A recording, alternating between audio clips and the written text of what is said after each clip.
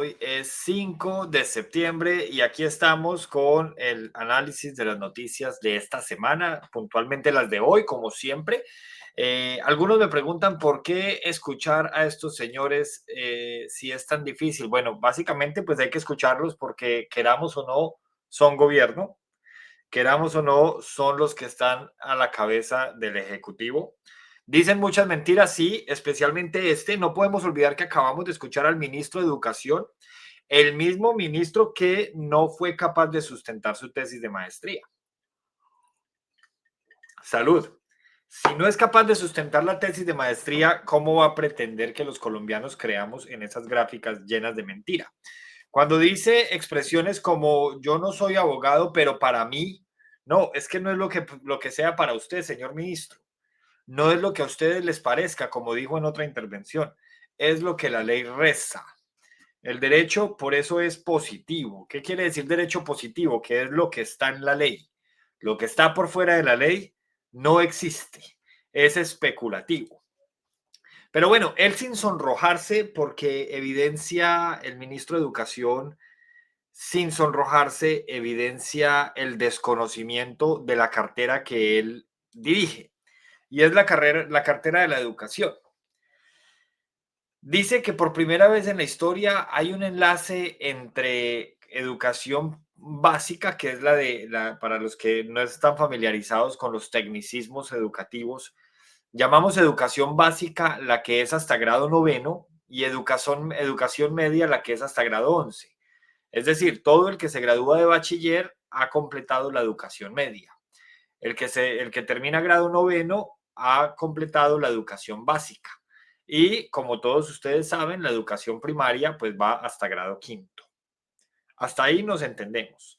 Entonces, él sin sonrojarse dice que por primera vez en la historia, algo que no había pasado antes, hay un convenio entre la educación básica y media y la educación superior. Se le llama educación superior a todo lo que es educación formal, técnico, tecnológico, profesional, de especialización, de posgrado, que el posgrado, recordemos que los posgrados incluyen especialización, maestría, doctorado y postdoctorado. ¿Listo? Eso es falso. En Colombia, desde el año 1994, en ese año se sancionó la ley 115, que es la Ley General de Educación. Se abrió la puerta para que la educación media pudiera tener modalidad académica o técnica. En adición a eso, a finales de los años 90 e inicio de los 2000, el SENA empezó a establecer convenios con colegios oficiales y privados para que los estudiantes de media técnica pudieran recibir formación técnica laboral y salir como bachilleres técnicos con certificaciones adicionales. Pero además, el decreto 3011 de 1997 y posteriores normas reglamentaron la educación media técnica y la posibilidad de articulación con instituciones de educación superior y SENA. De 2012 en adelante, el programa de articulación con la educación media del SENA se formalizó como estrategia nacional y desde entonces se ha venido ampliando con convenios con universidades, institutos técnicos, profesionales y tecnológicos, porque recordemos, entre otras cosas, que no es lo mismo un técnico profesional que un técnico laboral. Un técnico laboral no es educación formal. Un técnico laboral es educación informal. Es decir, no es profesional, es decir, no es educación superior. En la práctica, la diferencia es que no está regulada bajo el Ministerio de Educación, sino que se regula bajo los entes territoriales, es decir, secretarías de educación. ¿Listo? Y hoy existen alianzas tripartitas, colegio, SENA y universidad o institución tecnológica de educación superior. Estas permiten que un estudiante al terminar el bachillerato tenga no solo el título de bachiller, sino una certificación técnica laboral e incluso homologar créditos para estudios posteriores. Por ejemplo, en el Colegio Nacional de Ogracias Cardona en la ciudad de Pereira, se tenía un convenio un convenio con la Universidad Tecnológica de Pereira para que los estudiantes de grado 10 y 11 que estuvieran en la media técnica y escogieran, por ejemplo, el programa de mecatrónica, les estoy hablando de hace algunos años, esos convenios hacían que durante grado décimo y grado 11, les estoy hablando por allá del año 2009, 2010, o sea, esto no es nada nuevo, como dice el ministro de Educación. Los estudiantes que optaran por ese programa durante 10 y 11 iban a adelantar asignaturas de la ingeniería en mecatrónica. Y de esa manera, cuando se graduaran de grado 11, tendrían un cupo asegurado en la Universidad Tecnológica para continuar con la ingeniería. Y la ventaja era que no iban a tener que iniciar desde primer semestre, sino que podían iniciar más adelante del primer semestre, porque en teoría ya habían cursado algunas asignaturas en el grado 10 y en el grado 11. Y asimismo sucede con otros programas, o sea, y en cada colegio es libre de firmar los convenios que quiera con la universidad que pueda. ¿Listo? De manera que esa es la primera mentira en la que quiero desenmascarar al ministro de Educación. Luego, no me sorprende, vuelvo y le repito, es que ¿qué más se puede esperar de un ciudadano que no fue capaz con algo tan básico? Superar la tesis de maestría. No fue capaz, no se graduó de la maestría porque fue incapaz de superarla. Y eso recibió la admiración y el abrazo de su jefe, Gustavo Petro, el mismo que hizo un pregrado y nunca se preocupó por hacer nada más. Y eso está bien, todo mi respeto para los que hacen pregrado y los que hacen lo que el gusto por el conocimiento les aconseja. Pero un presidente de un país como Colombia debe continuar su formación académica. Para ser presidente se requiere mucho más que un título de pregrado. Y este señor, Gustavo Petro, no terminó nunca un programa de posgrado. Y hace poco recibió un doctorado honoris causa, que eso es una muestra de fracaso. O sea, no fue capaz de sacar un doctorado por cuenta propia y tuvo que esperar hasta que le dieran un honoris causa. Que un honoris causa es un saludo a la bandera. Eso no tiene ningún reconocimiento en términos académicos y mucho menos en términos de hoja de vida. Luego él, con los cargos que el pueblo le ha permitido ostentar sin capacidad, ¿cierto? Sin méritos, pero bueno, el pueblo le ha permitido ostentar cargos como senador, representante a la Cámara, presidente, alcalde, pues es evidente que no necesita títulos ni credenciales para poder seguir el curso de la vida. Hernán, si eso es tan maravilloso, ¿por qué el gobierno dijo que va a seguir pagando los intereses del ICETEX? Hasta donde entiendo, Ada, al contrario, los intereses no van a, no, los estudiantes se les va a subir la cuota precisamente porque se acaba ese tema del subsidio a los intereses. Sin embargo, puedo estar equivocado. Eso fue lo último lo último que escuché esta mañana. Muy bien, por aquí tenía apuntes porque es cierto que es muy difícil escuchar al ministro, pero también es cierto que dice cosas muy graves. Por ejemplo, dice, cuando habla de historia y habla, se moja un poquito los calzoncillos porque habla de Gustavo Petro, dice que en los colegios la historia tiene que ser contada como debe ser. ¿Qué quiere decir con eso? Nos están dando la razón diciendo que en colegios públicos se adoctrina a los estudiantes. Porque es que la historia tiene que ser contada como sucedió, no como tiene que ser. Los crímenes del M-19 tienen que ser contados como fueron, no como ellos creen que debe ser. Los crímenes del ELN, de las FARC y de los paramilitares tienen que ser contados como fueron. Los falsos positivos que por desgracia ocurrieron tienen que ser contados como fueron. Y en honor a eso, se le tiene que contar a la gente que el 6402, dicho por la Justicia Especial para la Paz, no existe porque es un número que no se puede probar. Entonces, cuando el ministro dice que la historia tiene que ser contada como debe ser en las aulas, ¿a qué se refiere? A que hay que adoctrinar y hay que contar la historia como un grupo social cree que debe ser y no como los historiadores, que son los que medianamente ejercen la imparcialidad, sugieren que se debe contar? Hola Hernán, muchas buenas noches. Te mando un saludo muy respetuoso desde la distancia. Que Dios te bendiga. Otro para ti, Octavio. Otro para ti. Muchas gracias. No nos desgastemos con las bodegas y los que dicen, usted se cree. No, yo no me creo nada. Ahí ya empezamos mal. Cuando estamos aquí hablando de las mentiras que dijo el ministro de Educación en su alocución y la gente lo que decide es atacarme a mí. Entonces no nos desgastemos con ellos. No desviemos la atención. Entonces lo primero es eso. Es mentira y se los acabo de probar según la ley.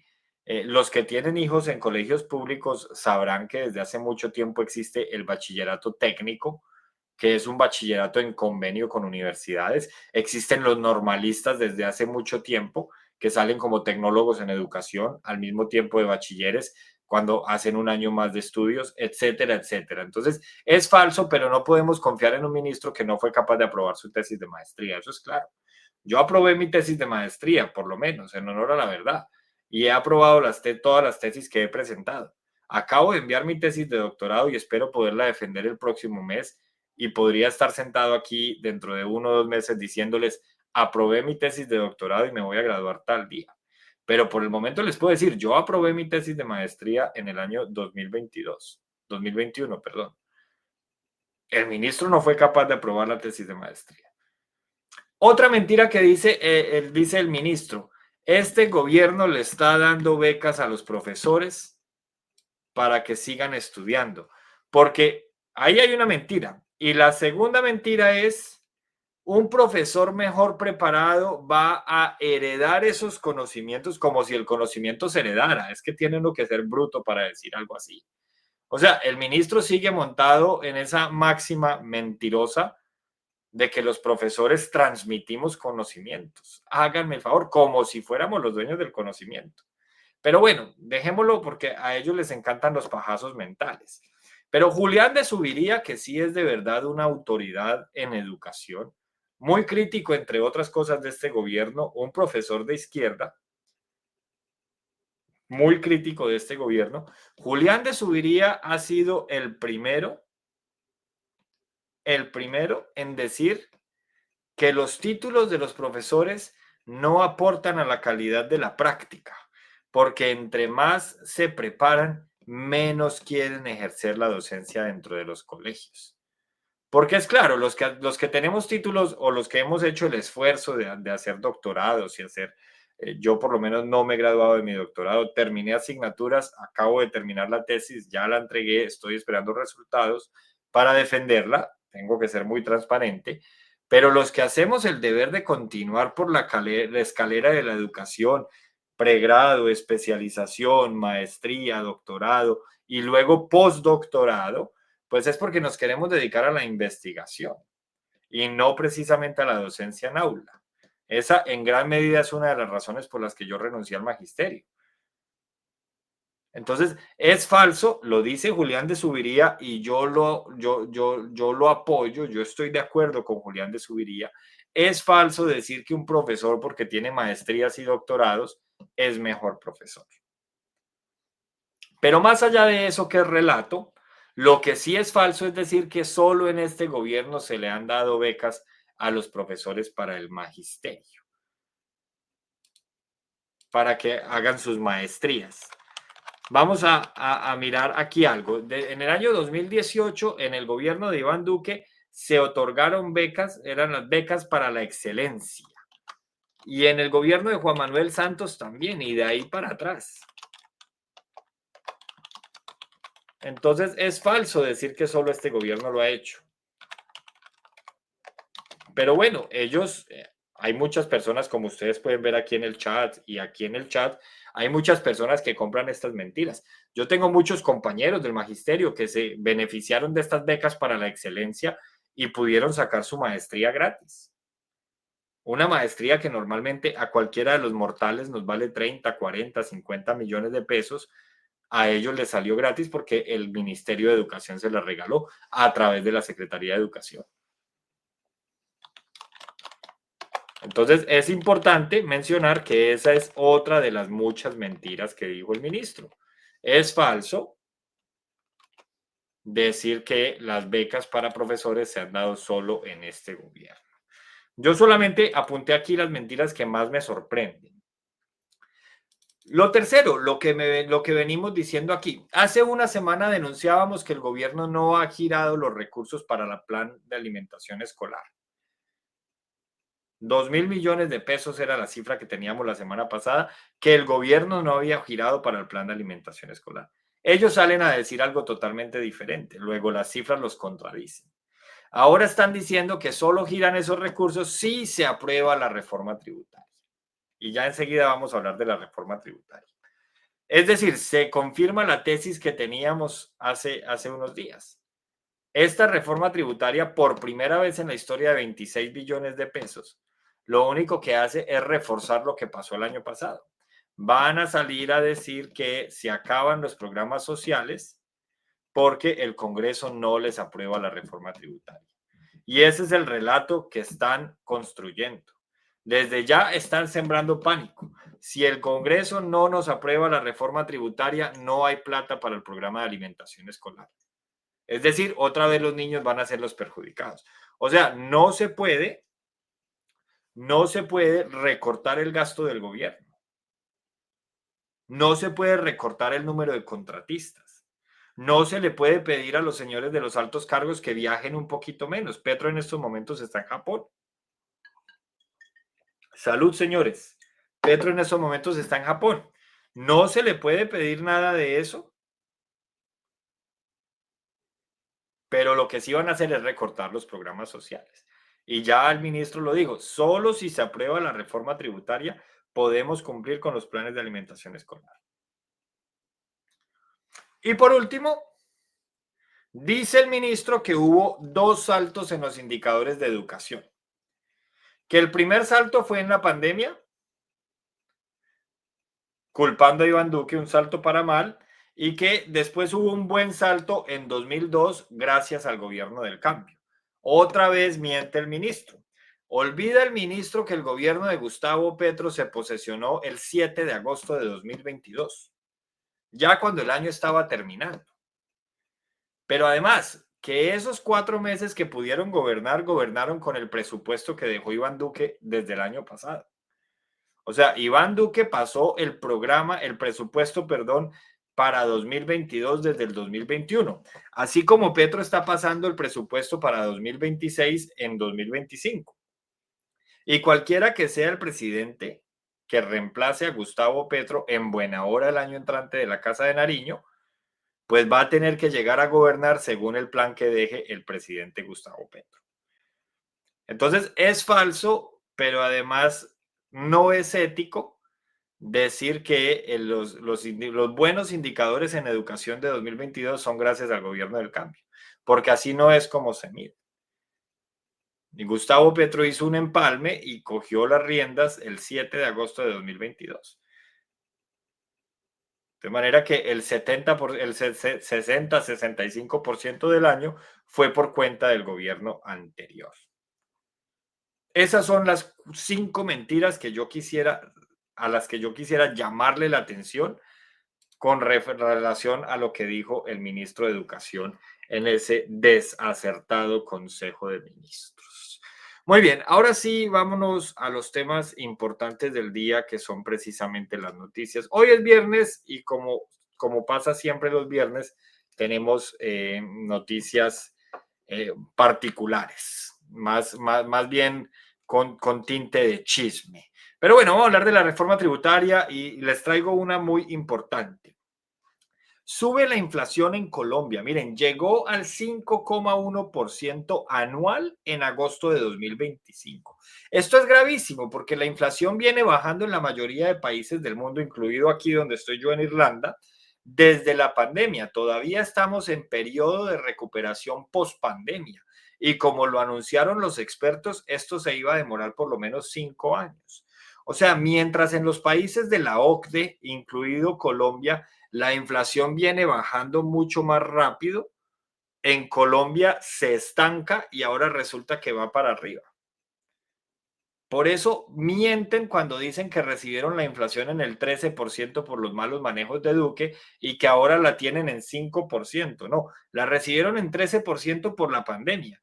Cualquiera que haga un ejercicio mínimo y vaya y consulte cuánto era la inflación antes de la pandemia en el año 2019, va a poder ver que estaba por debajo del 4%. No hemos podido, o este gobierno no ha podido, con sus políticas públicas, contribuir a que la inflación vuelva a los niveles prepandemia. Pero ahora no solo con eso, resulta que está subiendo de nuevo. Les repito la cifra, llega al 5,1 anual en agosto. Vuelve y sube. El DANE informó que los precios aumentaron en alimentos, bebidas y restaurantes. Esto significa que la vida diaria se hizo más cara para todos. Las familias sienten el golpe en la canasta básica, en las bebidas y hasta en el café que se toma en la tienda. El gobierno había prometido controlar los precios, pero la realidad es otra. El costo de vida se está saliendo de las manos y el bolsillo de la gente lo sufre cada día más. Mientras damos esta noticia, recordamos que cursa en el Congreso un proyecto de ley tributaria porque el gobierno lo que quiere es subirle los impuestos a la clase trabajadora, a la clase media y a los más pobres. Eso está claro, eso está clarísimo. El DANE explicó que los alimentos y bebidas no alcohólicas subieron un 0,45%.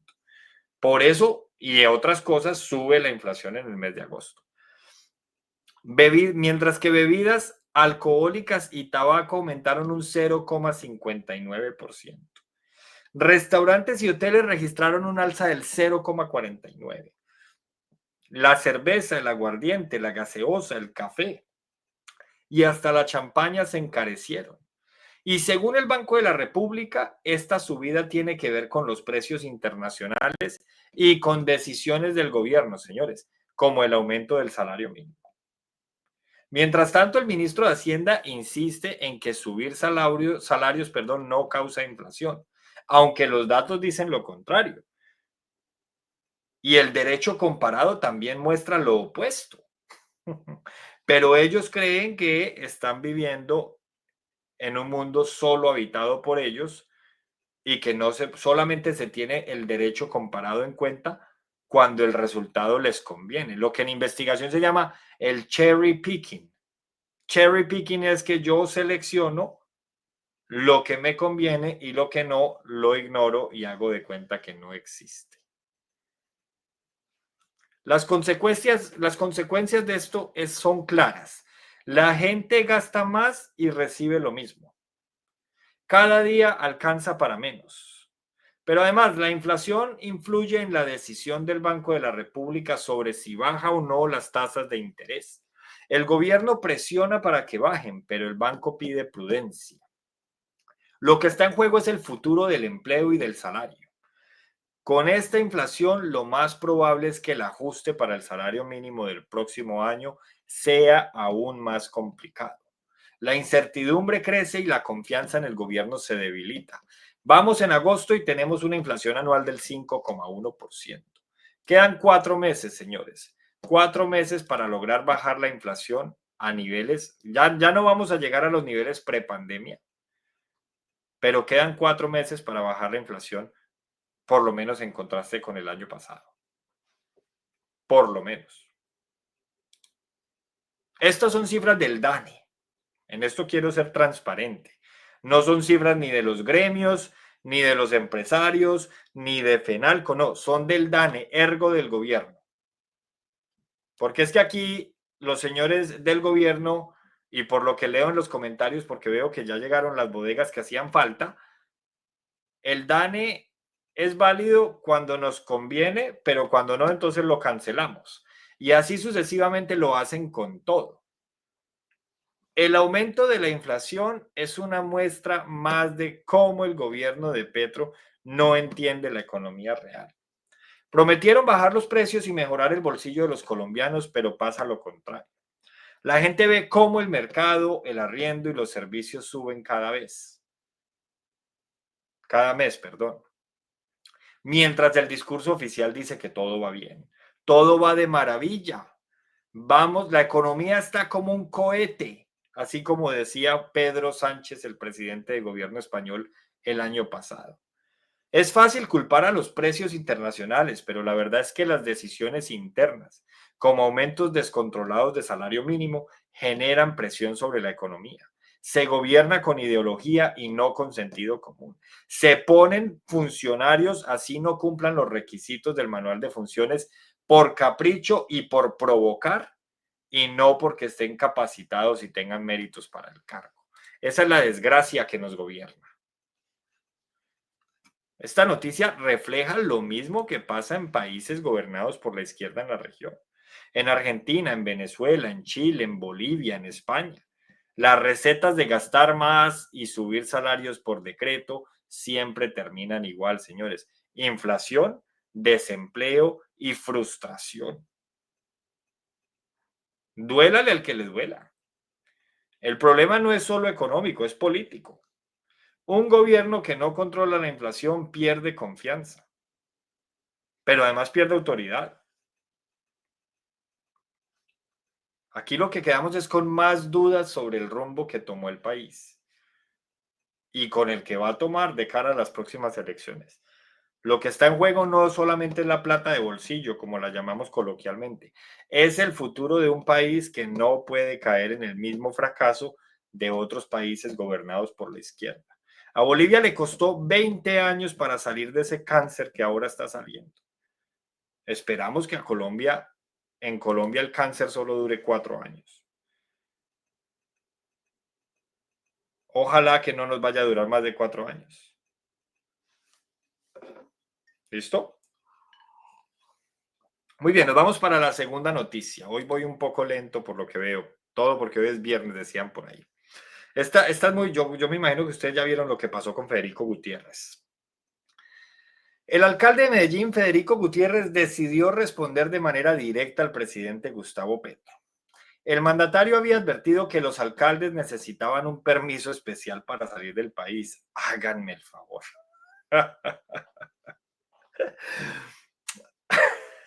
Perdón, pero es que Petro produce mucha risa. En referencia al viaje programado a Washington, eso fue lo que dijo Petro. Sin embargo, Fico fue claro, no pedirá permiso y viajará.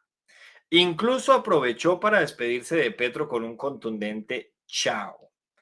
La confrontación se dio a través de redes sociales, como siempre, Petro gobernando por Twitter, ahora X, nada que nos sorprenda, en donde ambos líderes hicieron públicas sus posiciones. La discusión refleja la tensión política entre el gobierno central y los mandatarios locales. La rabia de Petro es porque hay unos alcaldes que van, que ya les voy a decir cuáles, van para Estados Unidos a pedirle al gobierno de Estados Unidos que no desertifiquen a Colombia. Entonces sale Petro a decir que estos señores necesitan un permiso especial porque no se puede ir a otro país a hablar en nombre de Colombia sin estar autorizado. ¿Perdón? El mismo que cuando era senador se la pasaba viajando por el mundo pidiéndole a organizaciones internacionales que castigaran a Colombia. ¿O es que se les va a olvidar cuando en plena pandemia vino aquí a Europa? A mí no se me olvida porque yo ya estaba aquí. Y el ridículo que hizo fue noticia en los medios europeos. Vino a Europa a pedirle a la Unión Europea que dejara de ayudar a Colombia.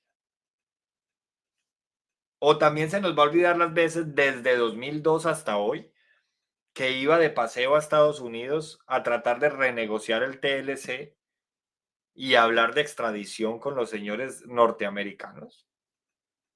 Esa es la monumental hipocresía de Gustavo Petro. Así como cuando se iba para la CIDH, antes de ser presidente, igual a pedir que se castigara al Estado colombiano, al de él. Y ahora que él es presidente, resulta que los alcaldes necesitan un permiso especial para salir del país a hacer lo que él hacía cuando era opositor.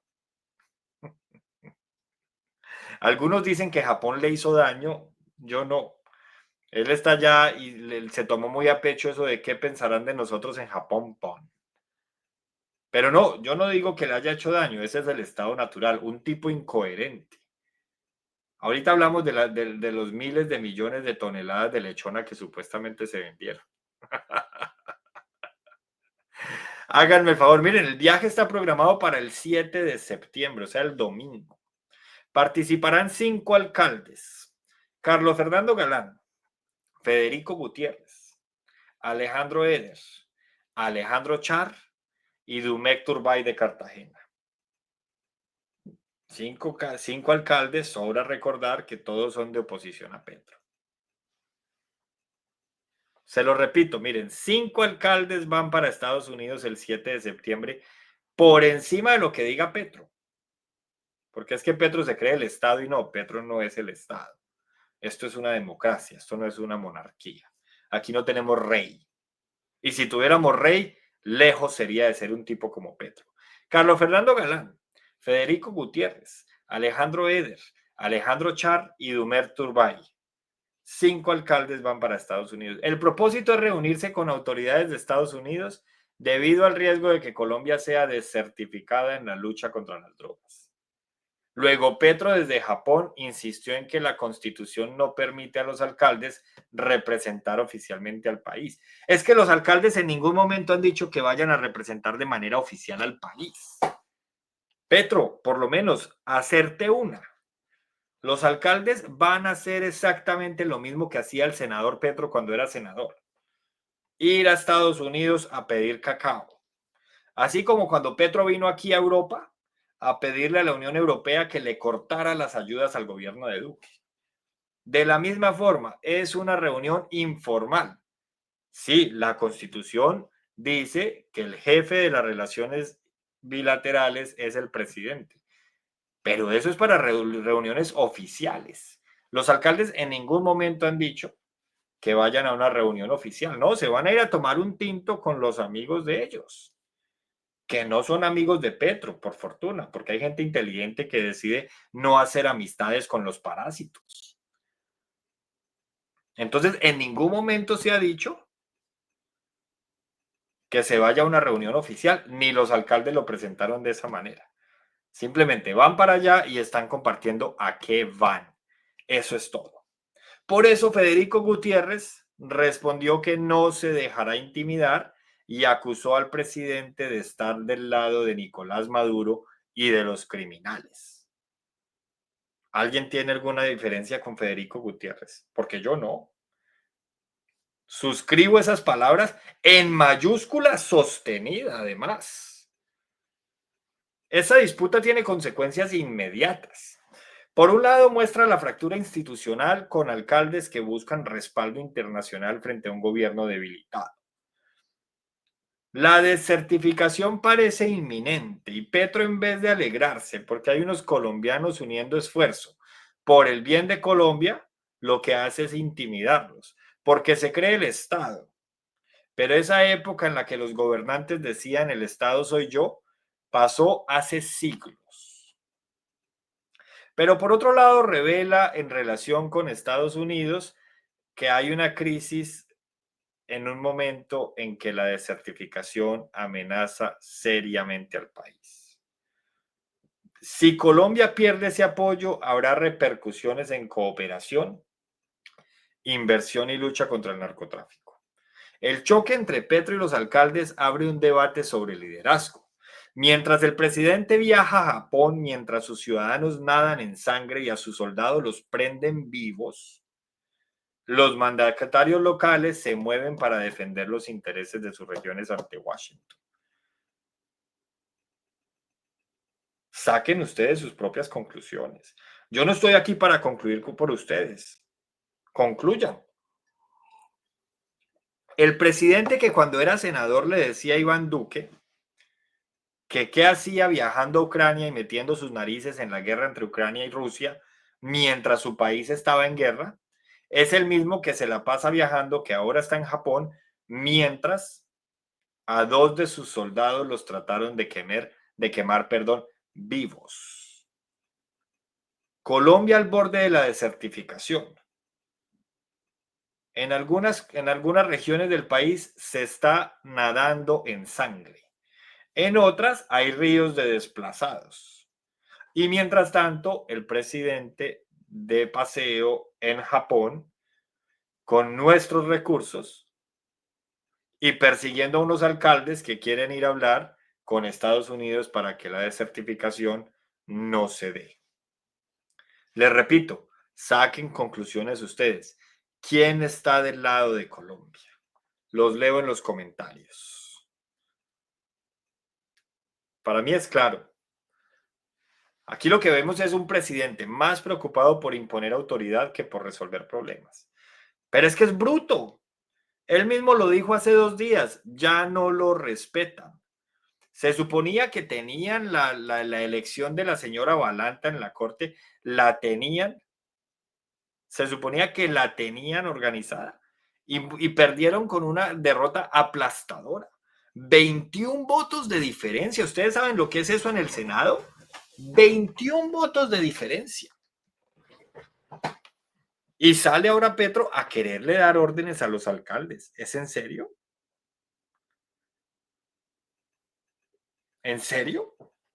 Obviamente los alcaldes, conociendo la Constitución y la ley y conociendo los límites de sus funciones, pues se fueron o se van a ir porque viajan el domingo,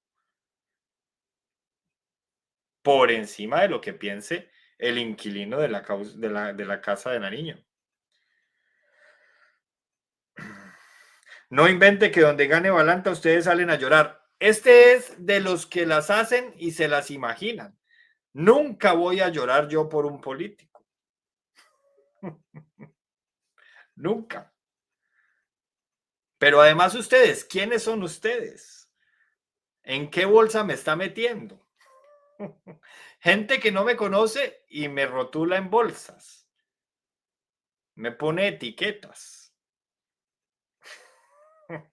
Los que han llorado durante toda la vida. Miren, un día antes, en este mismo programa, recuerden que este es el programa número 67. Ya vamos cerca de los 100. En este mismo programa, un día antes de la elección de los magistrados, les dije yo, porque esto se llena de bodegas, los que han llorado toda la vida volverán a llorar muy pronto. Al día siguiente ya estaban llorando. Háganme el favor, salud y pesetas, decían por ahí. Miren, lo que está ocurriendo es muy grave. Un presidente enfrentando a los alcaldes de las principales ciudades refleja un país dividido y sin rumbo. Ese es el mismo que un día habla de libertad o muerte y al siguiente habla de unidad nacional. La política exterior, en vez de ser un espacio de unidad nacional, se convierte en un campo de batalla. La desertificación sería un golpe económico y social enorme, pero al gobierno parece importarle más ganar peleas en redes que cuidar la relación con Estados Unidos. Esto lo que muestra es cómo los gobiernos de izquierda en Colombia y en el resto de la región ponen ideología por encima de los intereses reales de la gente. No les importa Colombia y coincido con los que dicen que a otros políticos de otras esquinas tampoco. Podríamos coincidir con eso. Pero por lo menos lo que nos está mostrando el presente es algo muy diferente. Pero vámonos, ya estamos acostumbrados a que Petro se despiporre cuando habla de cifras. Desde Japón, el presidente Petro publicó en redes sociales un mensaje que causó revuelo nacional. Si fuera 28 de diciembre, todo sería muy diferente. Aseguró que en el pabellón de Colombia, dentro de una feria internacional, escuchen bien esta cifra, se habían vendido 10 millones de toneladas de lechona. La cifra a todas luces imposible. Fue cuestionada por políticos y ciudadanos. La controversia no se centró solo en la comida típica, sino en la forma en que el mandatario maneja datos públicos. Esto abre un nuevo debate sobre su credibilidad y su manera de comunicarse en el exterior mientras el país atraviesa graves problemas internos. Pero ¿cómo así? Además detalló de la lechona, que se vendieron aguacates por 11 millones de dólares y se realizaron negocios por 35 millones. La cifra de asistentes y toneladas de productos superó cualquier límite de lógica. Catherine Miranda, por ejemplo, recordemos que es una petrista arrepentida de la Alianza Verde, ironizó con el cálculo y le preguntó al presidente si estaba bien. Y Petro le respondió atacándola directamente, mencionando viejas investigaciones sobre masacres en Antioquia y acusaciones contra la fiscalía. Evidentemente no está bien Petro. Miranda le pregunta que si está bien por esas cifras que son a todas luces falsas, no son posibles. 35 millones, tengo que volver a la cifra, porque, perdón, 10 millones de toneladas de lechona. Lo de los 35 millones son los negocios, pero 10 millones de toneladas de lechona. Simplemente no es posible. Catherine Miranda lo cuestiona y él responde atacándola con cosas e investigaciones de la Fiscalía y de Antioquia. Así es como Petro traslada una pelea del terreno económico al terreno político, con un tono de confrontación y otra vez ataques personales. Si esto mismo lo hubiera hecho Iván Duque con una congresista cualquiera que sea de la oposición, lo estarían atacando por machista, por sexista y por cuanta cosa ustedes se quieran imaginar. Pero como lo hace el innombrable Gustavo Petro, pues aquí lo atacamos, pero los que atacaban a Duque hoy lo defienden. Otros atacábamos a Duque y atacamos a Petro. Las diferencias son importantes. Ese incidente dejó dos consecuencias inmediatas, miren. Primero, un golpe a la imagen del presidente, que quedó como un líder que exagera y pierde seriedad en escenarios internacionales. Es el hazmerreír del mundo en estos momentos. Y ni hablar, porque no tengo por aquí el dato, pero ni hablar de la cantidad de millones de personas que supuestamente ingresaron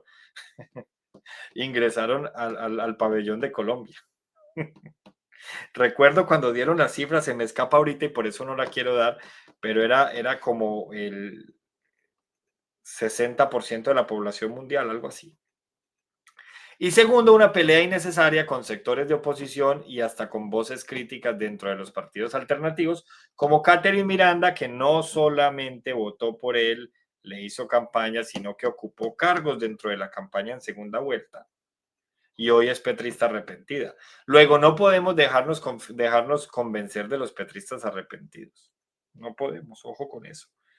Cualquiera que haya votado por Petro o que haya apoyado a Petro desde el Congreso, hay que darle muerte política al año entrante, por lo menos en nuestro sector.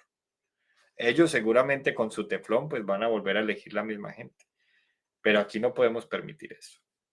Hay que cobrarles, o sea, aquí no puede pasar que en 2022 esta gente como Claudia López, como Alejandro Gaviria, como Catherine Miranda y como todos estos, le hicieron campaña a Petro, votaron por Petro, estaban felices porque había llegado el cambio y que nosotros no les vayamos a cobrar ninguna responsabilidad política.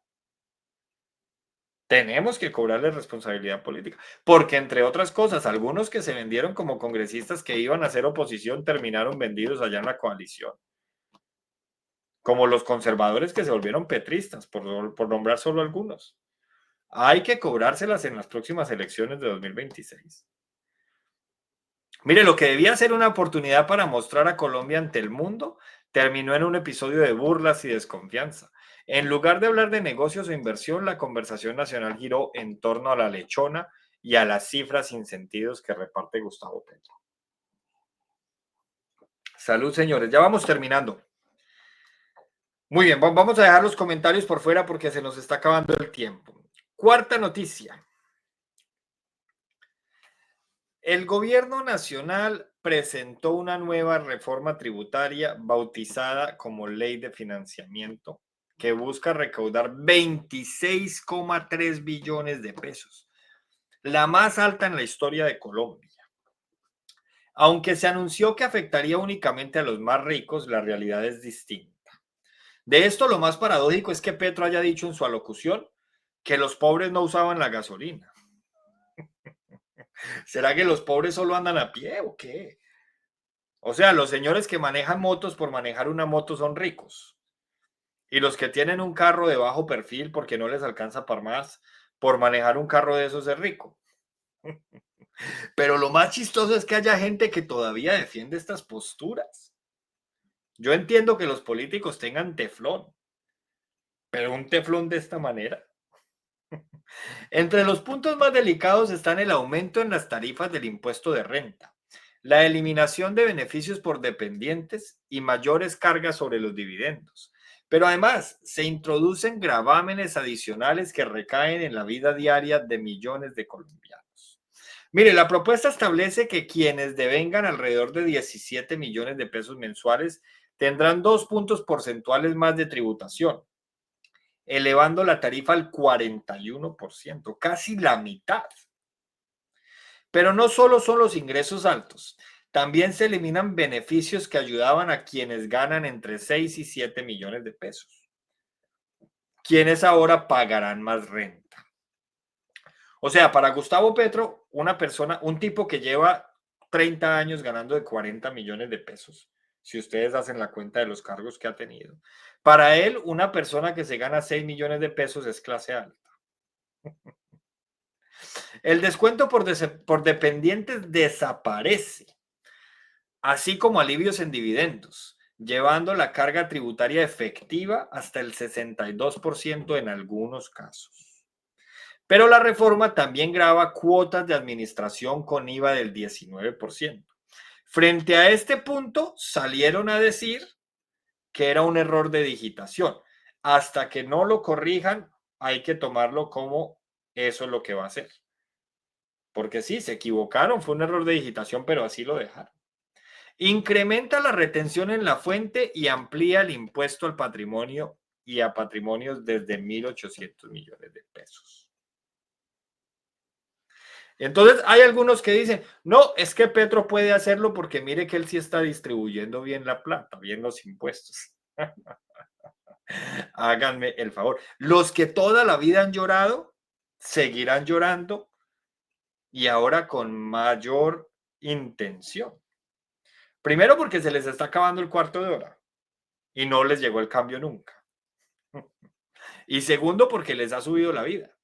Recuerdo yo a esas personas que tenían una motico por allá, cilindraje 100, que valía como 3, 4 millones de pesos, que se la compraban con una tarjeta de crédito, empeñando el sueldo para pagar las cuotas, empeñando el sueldo para pagar el seguro obligatorio porque era más caro que el seguro de un carro. Y esos mismos que antes de Petro pagaban gasolina 9.000, hoy la pagan a 16.000. Y esta reforma va a agravar la gasolina para que suba todavía más.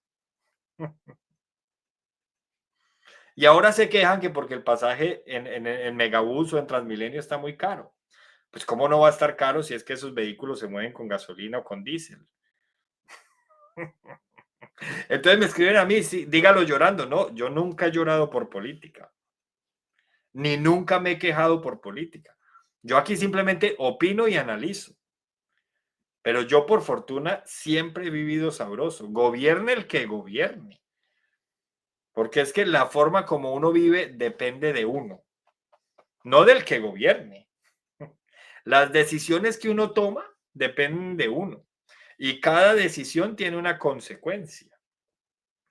Entonces, a mí, sinceramente, en efectos de cómo yo vivo, me da igual el que gobierne. Luego, desde hace ya 11 años, tomé la decisión de dedicarme a la opinión política y por eso es que hago este trabajo, porque me gusta, me lo disfruto. Luego, las consecuencias de la reforma serían inmediatas. Menor ingreso disponible en la nómina, dificultad para ahorrar y mayor costo en bienes esenciales como gasolina, alimentos y vivienda. ¿Será que los pobres, esos, los que Petro defiende, o los señores que se ganan un salario mínimo, que sabemos que vivir en Colombia con un salario mínimo es bien difícil? ¿Será que ellos no gastan ni gasolina, ni alimentos, ni vivienda? Pues será. Yo por lo menos siempre he dicho que uno tiene que saber diversificar sus fuentes de ingresos y que uno no puede depender de un solo ingreso. Uno no puede depender solo de un salario, por eso siempre es bueno tener ingresos adicionales, tener ingresos como independiente a través de la venta de servicios, tener ingresos pasivos, los que hacemos contenido en redes sociales, esos son nuestros ingresos pasivos. Ojalá generar un ingreso a través de venta de productos y tener un ingreso a través del salario y muchos más, pues entre más ingresos pasivos se pueda tener mucho mejor. Luego hay quienes solo pueden con un salario mínimo y eso es respetable. ¿Y será que ellos no van a consumir ni gasolina ni alimentos? Alimentos de la canasta familiar a los que les van a poner el IVA. Y dicen, ah, es que son impuestos saludables y queremos cuidar a la población. Como si el Estado pudiera incidir en todo. Se les encarece la vida y parte sin novedad.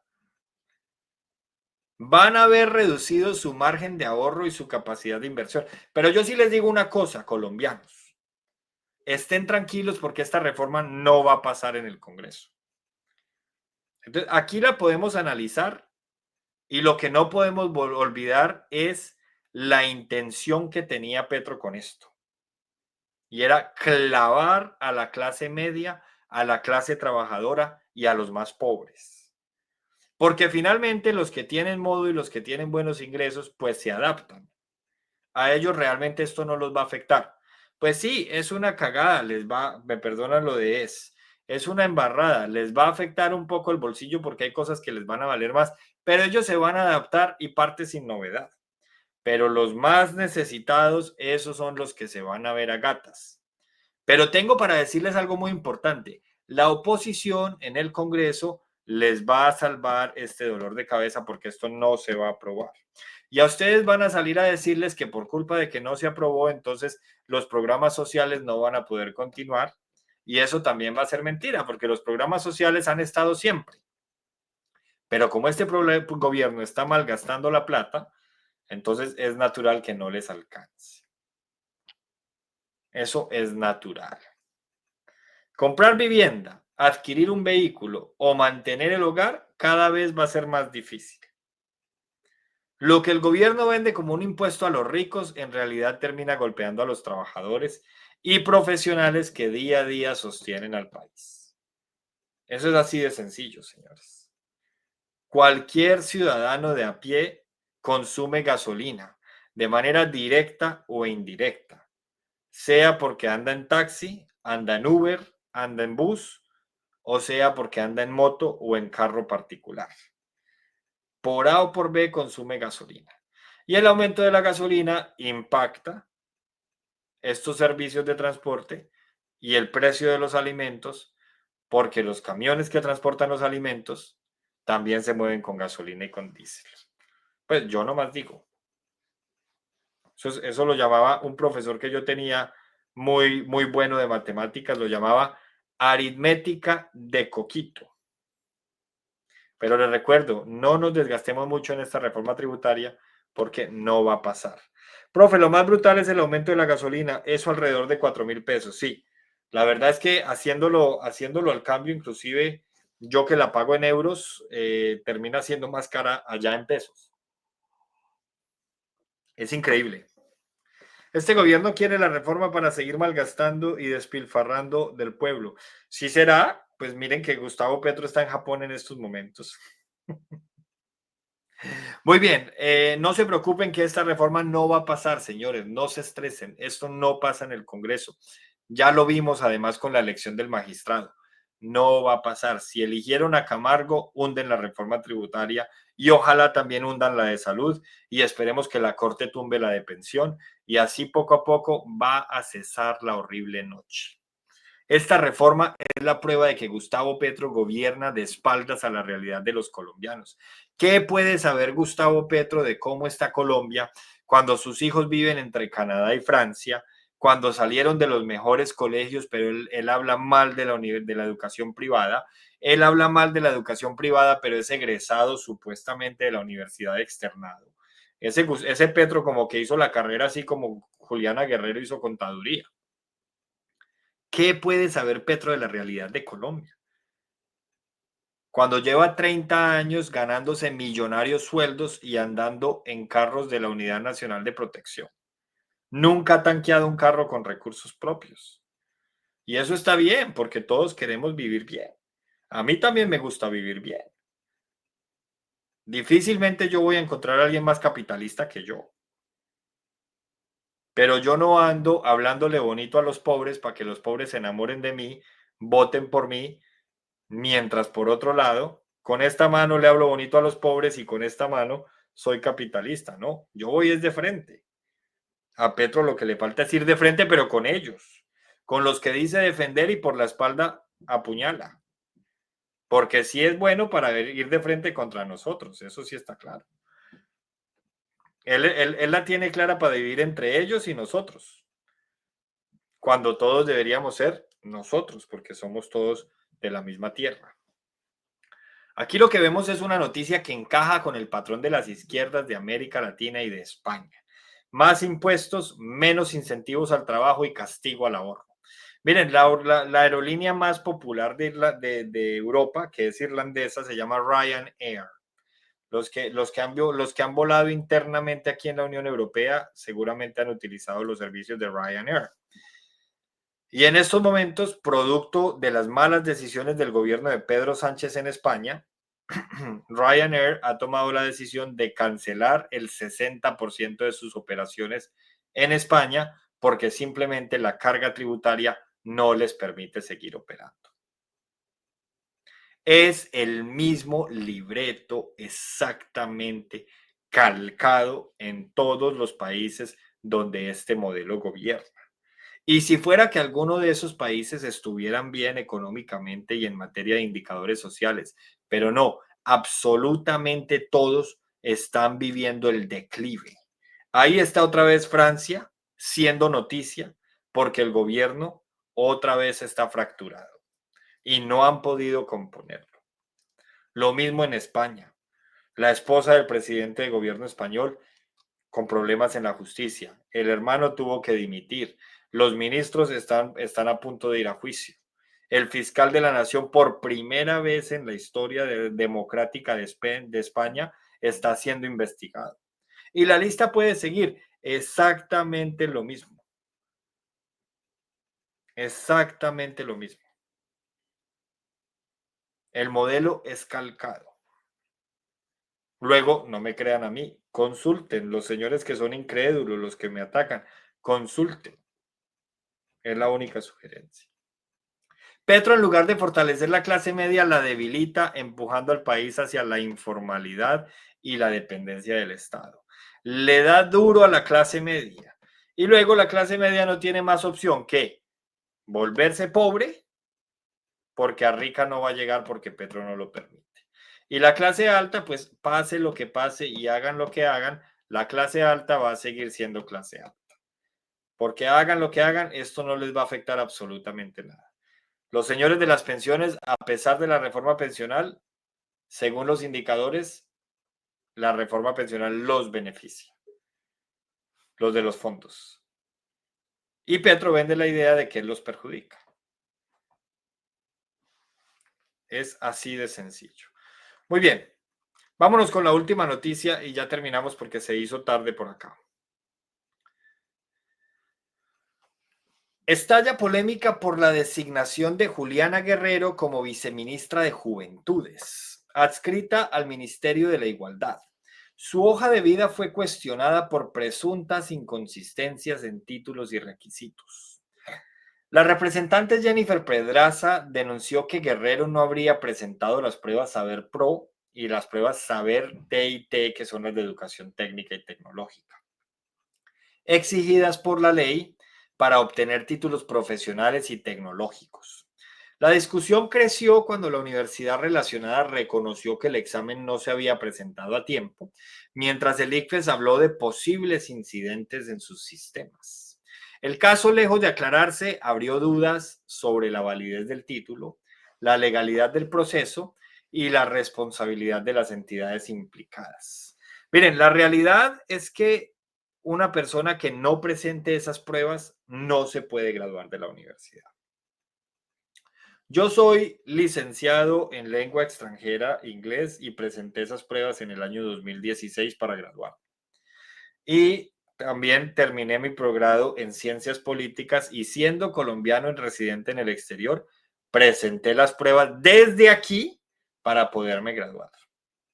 Y la universidad fue clara conmigo. Las pruebas se presentan una vez al año y si no las alcanza a inscribir, pues se le va a atrasar el grado un año porque no se puede graduar. Simple. El desorden del ICFES es evidente. Yo les puse una denuncia ante la Procuraduría y otra se me escapa ahorita el nombre de la entidad, ante la Contraloría, perdón. Primero, porque la cantidad de dinero que me cobraron a mí por las pruebas supera el precio que está publicado en la página del ICFES. Esa es la Contraloría. Y la otra denuncia disciplinaria es porque sí es verdad que cambian la fecha del examen, como cambiando la cita con el novio. Y eso es un ejemplo que se me ocurre a mí ahorita aquí a la madrugada. Yo tenía las pruebas agendadas para el 10 de mayo. Luego, 2 días antes me escribieron que lamentaban informarme que se reagendaban para el 18 de mayo. Es importante mencionar que era fin de semana, ¿cierto? Yo dije, listo, yo había acomodado todo para poderlas presentar el 10 de mayo. Me acomodé para presentarlas el 18. Cerca al 18 me escribieron que no, que ya no, que el 1 de junio. Muy bien. El 1 de junio, el 30 de mayo me escribieron que no, que qué pena, que el 8 de junio, que esta vez sí. Tenía yo que descargar un software y me daban unos límites de tiempo para instalarlo en mi computador y enviarles la confirmación. Y decían que si yo superaba esos límites no podía presentar el examen. O sea, todo contra el usuario. Si yo hubiera superado los límites, pues me descalifican. Pero ellos sí pueden cancelarle el examen a las personas como si fueran dueños del tiempo de uno las veces que quieran. Calculen ustedes. Entonces, muy bien, finalmente el 8 de junio se presentaron las pruebas sin problema, se cumplieron los requisitos de grado y parte sin novedad.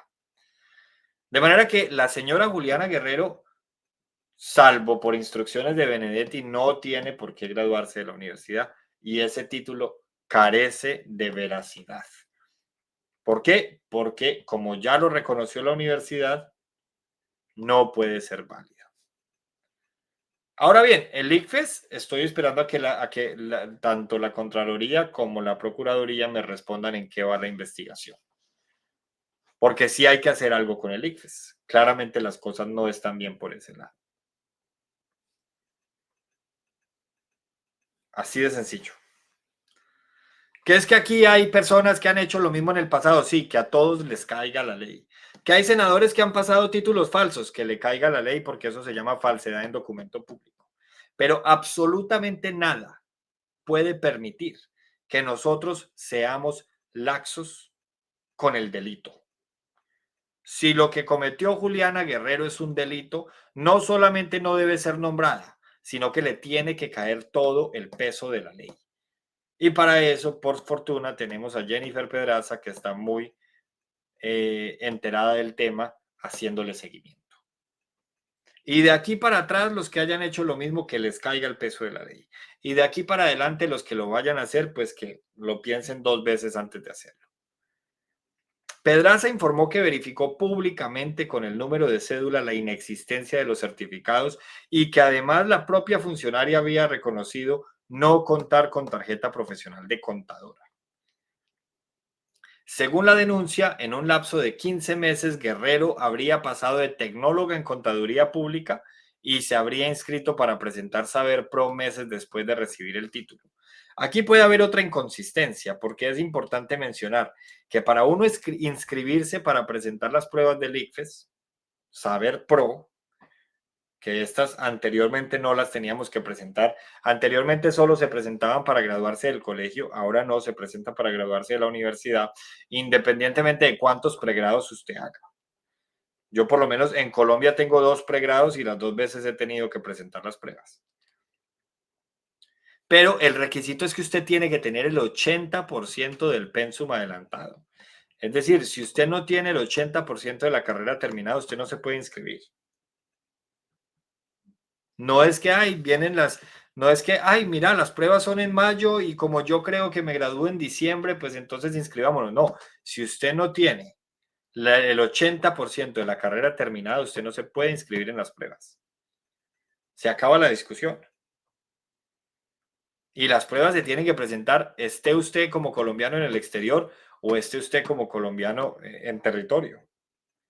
Llueva, truena o relampaguee. Esté enfermo o no esté enfermo. Y la universidad siempre, la mayoría de universidades siempre dan entre 2 y 5 años para graduarse después de haber terminado materias. Los que somos profesionales sabemos que muchos no alcanzamos, yo por lo fortuna sí, pero hay muchas personas que terminan materias y se demoran unos meses para terminar la tesis. O se les enreda el grado porque no han terminado los niveles de inglés, bueno, por lo que sea. En este caso, por las pruebas ECAES. Si usted termina materias y no ha presentado ECAES, pues cuando presente ECAES se puede graduar. Punto. Así que el título de Juliana Guerrero, si no presentó ECAES, carece de validez. Y nosotros como ciudadanos tenemos que ponerle el ojo a eso. Y si nos toca a todos meter un derecho de petición y si nos toca a todos denunciar en los entes de control correspondientes, lo hacemos. Pero Juliana Guerrero no está por encima de la ley. Jennifer Pedraza anunció debate de control político al ICFES y solicitó al Ministerio de Educación investigar los programas de la Fundación Universitaria San José. También advirtió acciones ante la Fiscalía por presunta falsedad en documento público. El Ministerio de la Igualdad y figuras cercanas al gobierno salieron en su defensa. No se puede defender a nadie que haya cometido un delito, sea de donde sea de izquierda o sea de derecha, o sea de centro. No se puede. Aquí hay una clara inconsistencia que ya lo reconoció Juliana, lo reconoció el ICFES y lo reconoció la universidad. La culpa es de Juliana porque se presta para eso y la culpa es de la universidad porque imprimió o emitió el título. Aquí hay consecuencias institucionales y políticas. Institucionales porque si se confirma que faltaron requisitos, hay fallas graves de control en la educación superior y en la función pública. Y políticas porque la designación afecta la credibilidad del Ministerio de la Igualdad, que entre otras cosas ya tiene el descanso en paz. Recuerden que ese ministerio, por fortuna, se acaba el año entrante. Ministerio que maneja recursos millonarios y programas sensibles. La discusión deja muy mal parado el discurso de meritocracia y transparencia. Y también expone a Colombia a un nuevo episodio de desconfianza ciudadana. La pregunta es, ¿quién vigila los nombramientos? ¿Quién responde si se otorgan cargos directivos sin cumplir la ley? Aquí estamos frente a un caso que ya generó pronunciamientos de asociaciones profesionales y que podría derivar en investigaciones penales y disciplinarias. Aquí no estamos frente a un caso menor. El caso de Juliana Guerrero retrata un problema de fondo en el gobierno de Gustavo Petro. El desprecio por la meritocracia y los filtros técnicos. El presidente que en campaña juró fortalecer la meritocracia en el país. Y lo único que ha hecho es promover el clientelismo y el nepotismo, los dos que juró acabar. Aquí no basta con proclamar igualdad. Hay que garantizar calidad, experiencia y cumplimiento de la ley. A muchos nos metieron el cuento de que Francia Márquez iba a ser la mejor vicepresidente solo por ser negra.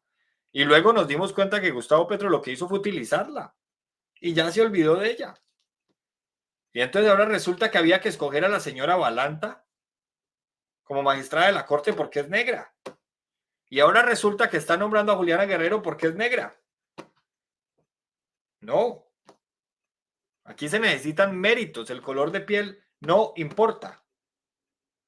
Lo que se necesita son méritos. Y ese cuento de que la magistrada de la Corte era pobre, no. Nadie con el estatus social que ella tiene y con los cargos que ella tiene hoy en día es pobre. Lo que necesitamos son méritos. Historias conmovedoras tenemos todos. Y de historias conmovedoras está lleno el pueblo. Pero se necesitan méritos y se necesita que se cumplan los manuales de funciones. En eso sí tiene razón el señor Carrillo, cuando dice que él no aceptó uno de los cargos que le ofrecieron el Ejecutivo porque había que modificar el manual de funciones. Los manuales de funciones no se modifican. De hecho, esa es la razón de ser de los manuales de funciones. Para eso existen, para poner filtros, para que no se pueda nombrar a cualquiera. Un viceministro clave para la juventud no puede ser un premio político ni un experimento académico acelerado. Tampoco puede ser una señora que nos pongan ahí solo por provocarnos, como dijo el presidente en uno de sus consejos de ministros. Cuando la respuesta oficial ante preguntas legítimas es confusa, se alimenta la idea de que el poder protege a los suyos, lo que tanto criticaron ellos. El Ejecutivo debía despejar dudas con documentos claros y verificables. Lo que hicieron fue bajar la hoja de vida. En estos momentos nadie tiene acceso a esa hoja de vida, salvo que la haya descargado en su momento. Lo que hicieron fue poner comunicados ambiguos. La autoridad moral se construye con hechos, con títulos válidos, con tarjetas profesionales en regla y con procesos transparentes. Lo de Juliana Guerrero sienta un precedente gravísimo para la historia institucional colombiana. Y con eso terminamos el programa de hoy. Señores, muchas gracias por haberse quedado hasta este momento. Nos vemos el lunes. Muy bien, León Cardona, volviste. Ya terminamos. ¿Por qué defienden al asesino del Ubérrimo? Yo no defiendo a nadie. A nadie. Vea, ya me estaba despidiendo y me picó la lengua León otra vez. Salud, salud, salud, León. Vea, salud para que no diga que no. No defiendo absolutamente a nadie. Los que me han conocido opinando aquí desde el año 2013 son testigos de que nunca he defendido yo a un político porque no hay peor. No hay peor cosa que defender a un político que al otro día sale y hace lo que uno esperaba que no hicieran. Hay muchos petristas que hoy defienden a Petro porque no tienen opción. Porque si hubieran sabido que Petro iba a hacer todo lo que está haciendo, no lo hubieran defendido. Miren, yo soy columnista desde el año 2013 y la muestra de que yo nunca he defendido a un político es que en el año 2021, no hace mucho, escribí una columna titulada Las 11 jugaditas del uribismo. Y esta columna la escribí con el objetivo de demostrar cómo en su momento el populismo de derecha utilizaba las estrategias de la propaganda del señor Joseph Goebbels en su momento, que era el que la manejaba la comunicación, Adolfo Hitler. Las mismas estrategias que hoy utiliza Gustavo Petro y su movimiento. Y en esta columna, lo que hice fue narrar, es una columna extensa. Si la quieren escuchar, son 17 minutos. Las 11 jugaditas del uribismo, por Hernán Tena Cortés. Iniciemos esta columna con una cita. Ahí está, no la voy a reproducir, pero esta simplemente es la muestra entre muchas de que nunca he defendido yo al que mal llaman ahí el señor del ubérrimo. Lo que pasa es que a mí sí me gusta hablar con pruebas, pero con pruebas en derecho, no con pruebas especulativas. Entonces hay que ser muy respetuosos con la forma como nos referimos a cualquiera. Pero nunca he defendido políticos porque me parece un pésimo negocio. Pésimo negocio. Luego, eso no quiere decir que porque yo antes criticaba lo de antes, ahora me quede callado con lo de ahora. Cuando lo de ahora es peor o igual que lo de antes. No, la rata huele feo sin importar si va por el carril de la derecha o por el carril de la izquierda. Ideológicamente yo me ubico en la derecha porque la izquierda ni para deshacer los pasos. Luego, eso no me hace seguidor de ningún apellido. A duras penas puedo con mi apellido para llevarlo por lo menos con un buen nombre. Ahora para estar defendiendo apellidos que no tienen nada que ver conmigo, háganme el favor. De manera que no, el señor León, que se refiere al señor Uribe Vélez como la bestia del ubérrimo, y eso es respetable. Yo no defiendo al señor Uribe Vélez, León, por supuesto que no, y nunca he defendido políticos. La verdad es que no, por fortuna nunca cometí esos errores. Hubo una época que estuve muy cerca de la política electoral y fui muy cercano a sectores del señor Jorge Enrique Robledo. Recién inicié recién inicié mis pinos en el magisterio, recién nombrado, pero luego empecé a conocer cómo eran esas dinámicas, y precisamente eso fue lo que me ayudó a ubicarme y a corroborarme en la derecha. De manera que no. Les recomiendo esa columna. Para los que no me conocen, les voy a mandar el enlace. Se llama Las 11 jugaditas del uribismo. Y lo que hace es conectar cómo en ese momento el gobierno del momento, que era el gobierno del uribismo, liderado inclusive por la señora periodista Victoria Dávila, aplicaban las 11 jugaditas del uribismo dentro de sus estrategias populistas. Luego ahora vemos cómo pasa lo mismo mientras gobierna el señor que gobierna hoy. Aquí está, por ejemplo, cómo conectaban el principio de simplificación y del enemigo único, el principio del método de contagio, con el numeral Petro basta ya, ¿lo recuerdan de Vicky? Petro basta ya. Petro al final ganará algunos réditos por lo bueno que deje el paro, pero sin duda pagará políticamente por lo malo y lo feo de unas protestas y bloqueos que aún no terminan. Eso decía Vicky Dávila en su momento y claramente estaba equivocada porque Petro ganó las elecciones. Yo lo dije en esta columna.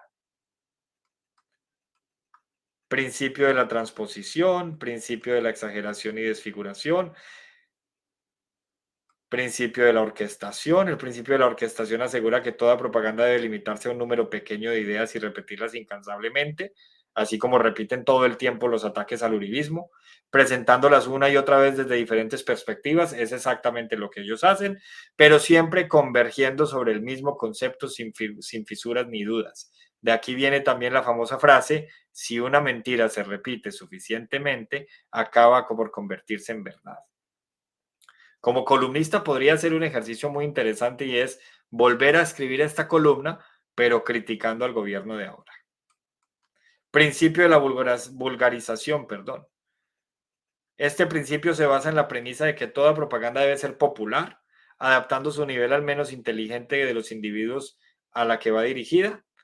Cuanto más grande sea la masa a convencer, más pequeño debe ser el esfuerzo mental que se debe realizar. La capacidad receptiva de las masas es limitada y su comprensión es escasa. Además, se tiene gran facilidad para olvidar. ¿Es eso lo que hace o no es lo que hace Petro? Pero también fue lo que hizo Vicky Dávila en su momento. Miren lo que dijo Vicky. La locución es como la madre. Solo hay una, la del presidente. Porque recordemos que para esta época Gustavo Petro hizo una transmisión en vivo en la que el escenario y todo lo demás parecía más como una alocución presidencial que como una transmisión de un senador en su momento. Entonces coloco aquí, el anterior es un ejemplo de un trino de la periodista de Semana que pretende desprestigiar un discurso del senador Gustavo Petro acusándolo de tener ínfulas presidenciales. De manera que no, señores, el que me quiera atacar a mí por ser uribista tiene que esforzarse un poquito más estudiando mi caso, porque si es que quiere, porque pues yo no me creo importante ni mucho menos como para que me estudien, pero por lo menos por ese lado no tienen cómo atacarme. De manera que muchas gracias, nos vemos el lunes, mañana es sábado. Eso sí, tengan la plena seguridad que siempre vamos por la derecha, porque por la derecha está la sombra, por la derecha está la paz y por la izquierda ni para deshacer pasos y ni para coger impulso. Muy bien, Carlos dice: hay que abrir los ojos y salir del show político. Tenemos al Estado profundo de Estados Unidos en nuestro territorio. Hoy más que nunca debemos unirnos como latinos. No, lo que tenemos que unirnos es para que Estados Unidos acabe con el régimen de Nicolás Maduro. Vuelvo y les digo, ubíquense que este canal es de derecha pura. No se equivoquen. Hoy más que nunca tenemos que unirnos es para acabar con el régimen de Nicolás Maduro, porque como pueblos latinos necesitamos que la democracia regrese a Venezuela. Jamás me pidan a mí que abrace o que aplauda a un dictador, ni de derecha ni de izquierda. Jamás. Entonces, a Carlos Calderón que me dice, hermano, es hora de abrir los ojos, salir del show político, tenemos que unirnos hoy más que nunca como latinos. Estamos unidos como latinos, pero para acabar con Maduro y con cualquiera que se atreva a convertir una democracia en dictadura. Eso tiene que quedar claro y con eso termino. Muchas gracias y nos vemos el lunes.